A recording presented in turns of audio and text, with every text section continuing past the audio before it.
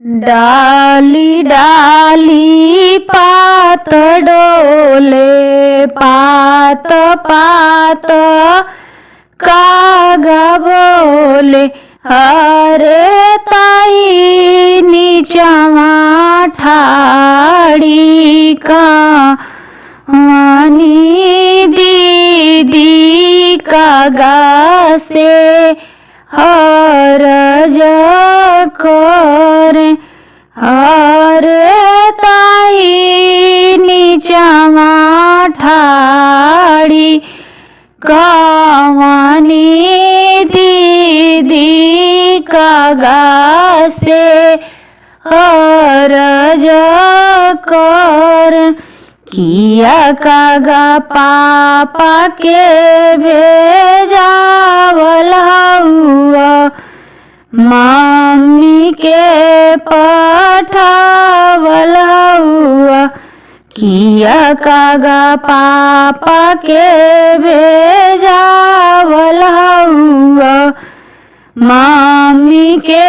पठावल हुआ, अरे कवाना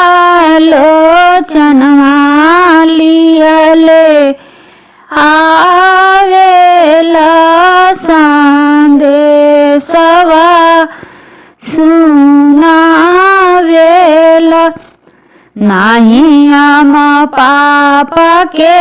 भेजावल हई,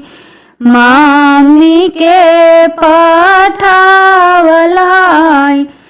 अरे जवाने ललनवा के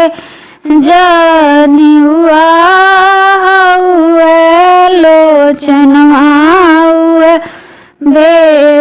भेजावेल संदेशवा सुनाइल, डाली डाली पात डोले, पात पात कागा बोले, अरे ताई नीचवा ठाड़ी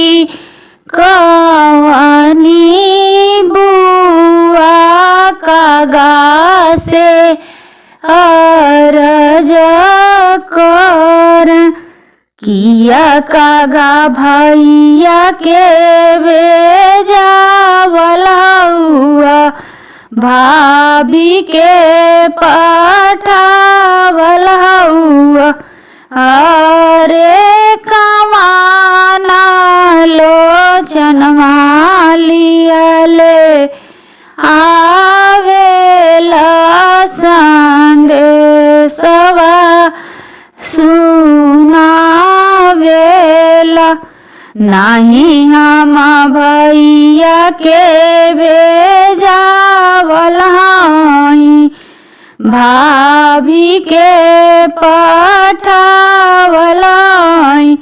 अरे जवाने